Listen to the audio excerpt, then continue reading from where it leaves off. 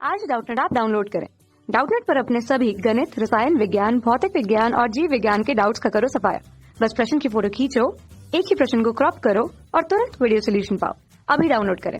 इस प्रश्न में हमसे कहा गया पूर्व की दिशा में 108 किलोमीटर प्रति घंटे की चाल से चलती एक ट्रेन 500 हर्ट्ज की प्रमुख आवृत्ति की सीटी बजाती है।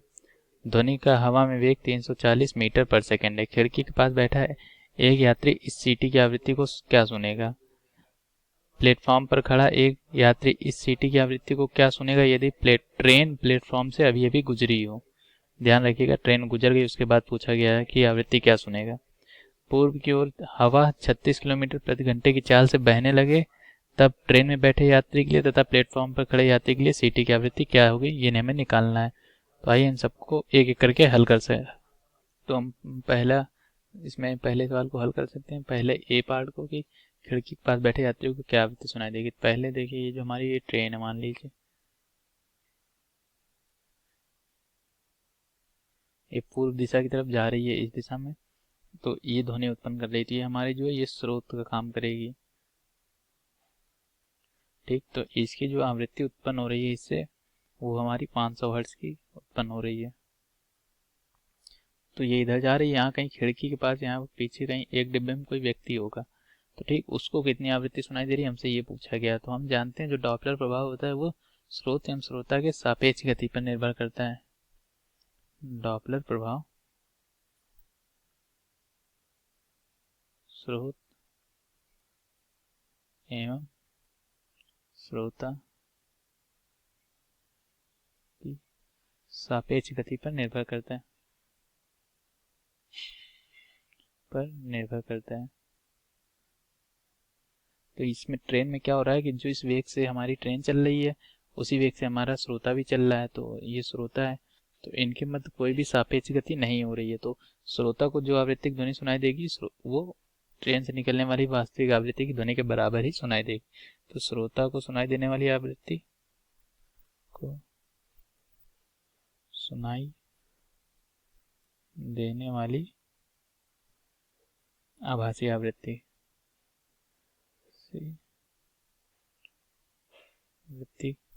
जिसको कि हम एन डैश कहते हैं, वो हमारी 500 हर्ट्ज ही रहेगी। ठीक, ये हमारे पहले प्रश्न का उत्तर हो गया। अब हमसे बात कर रहा है कि प्लेटफॉर्म पर एक व्यक्ति खड़ा है और ट्रेन जैसे ही प्लेटफॉर्म से गुजर जाती है तब उसको कितनी आवृत्तिक ध्वनि सुनाई देगी। अब हम ये अपने दूसरे पार्ट में निकालते हैं। तो इसको निकालने के लिए हम यहाँ पे पहले एक व्यक्ति को खड़ा करते हैं और मान लीजिए ट्रेन जैसे ही निकली यहाँ पहुंची तब हमसे पूछा जा रहा है कि इसको कितनी आवृत्तिक ध्वनि सुनाई देगी। तो ट्रेन जो चल रही है, ट्रेन की चाल जो है ट्रेन के एक स्रोत का काम कर रही है और ये जो हमारा है ये श्रोता है। ठीक, तो स्रोत की चाल है तो ये जो इसकी चाल Vs होगी। ठीक, तो Vs का मान हमें दिया है। Vs हमें कितना दिया? 108 किलोमीटर प्रति घंटा। ठीक, तो इसको हम मीटर पर सेकंड में बदलेंगे तो Vs का 5/18 रचेंगे तो ये हमारा आ जाएगा 30 मीटर पर सेकेंड। तो 30 मीटर पर सेकेंड के वेग से हमारी ट्रेन चल रही है। ठीक, तो इसमें हम देखते हैं कि हमारा जो ध्वनि उत्पन्न हो रही है, ध्वनि की दिशा जो है वो स्रोत से श्रोता की तरफ नहीं है। तो हमारा जो Vs रहेगा इसमें हम ऋणात्मक लेंगे। क्यों? क्योंकि जब Vs का मान हम बदल देंगे तभी वो ध्वनि की दिशा जो होगी वो स्रोत से श्रोता की तरफ होगी। ध्वनि की दिशा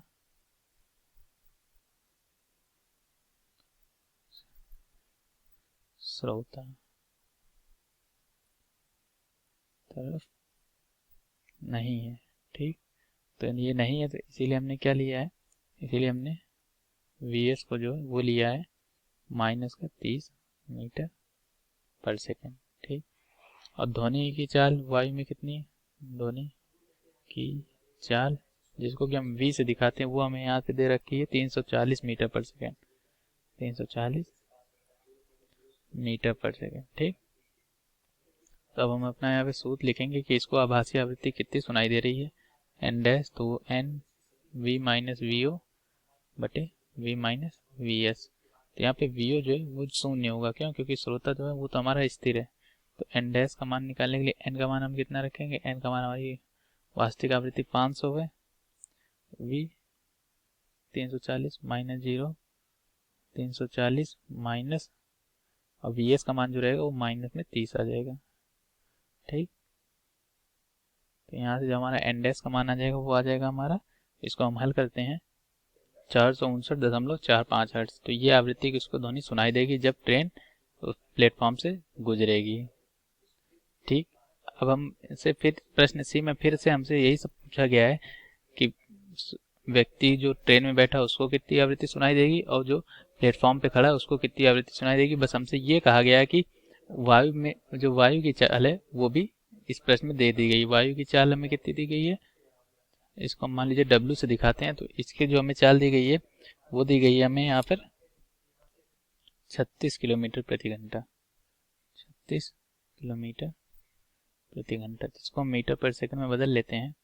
36 गुणे 5/18, 10 मीटर पर सेकंड। ठीक, 10 मीटर पर सेकंड से हमारी ध्वनि चल रही है। तो इधर हमारी वायु चल रही थी V, वो चल रही थी 340 मीटर पर सेकंड से। ठीक, अब इधर हवा भी चलने लगी हमारी W 10 मीटर पर सेकंड से। तो इससे क्या होगा, हमारे जो ध्वनि का जो परिणामी चाल है वो बढ़ जाएगी। ठीक, तो अब हम देखते हैं हमारी ध्वनि की जो चाल बढ़ के कितनी होती है। तो ध्वनि की परिणामी चाल, ध्वनि की परिणामी चाल ये जो हो जाएगी, इसको मान लीजिए हम VR से दिखाते हैं। 340 प्लस 10 बराबर 350 मीटर पर सेकेंड। तो पहले प्रश्न में हमसे वही पूछा गया कि ट्रेन चल रही है तो ट्रेन के अंदर कहीं बैठे एक व्यक्ति को कितनी इसकी आभासी आवृत्ति सुनाई देगी। तो अंदर जो व्यक्ति बैठा है उसको तो 500 हर्ट्ज की आवृत्ति ही सुनाई देगी। क्यों? क्योंकि व्यक्ति एवं ट्रेन के मध्य सापेक्ष गति नहीं है। व्यक्ति एवं ट्रेन के मध्य, तो यहाँ पर हमने लिख दिया कि व्यक्ति एवं ट्रेन के मध्य सापेक्ष गति नहीं हो रही है। वायु की चाल आने के बावजूद भी व्यक्ति एवं ट्रेन के मध्य सापेक्ष गति नहीं हुई है, जिससे कि डॉपलर प्रभाव का अनुभव नहीं होगा, क्योंकि डॉपलर प्रभाव जो है सापेक्ष गति पर ही निर्भर करता है। तो हम जो व्यक्ति को आवृत्ति सुनाई देगी वो 500 हर्ट्ज ही सुनाई देगी। इस बार भी व्यक्ति को सुनाई देगा ये हमें n के बराबर ही सुनाई देगा 500 हर्ट्ज। ठीक, लेकिन अब हम उस व्यक्ति की बात करते हैं जो प्लेटफॉर्म पे खड़ा है, तो उसमें आवृत्ति में कुछ परिवर्तन आएगा। ठीक, तो मान लीजिए ये व्यक्ति यहाँ प्लेटफॉर्म पे खड़ा है और ट्रेन इधर निकल गई है इसे।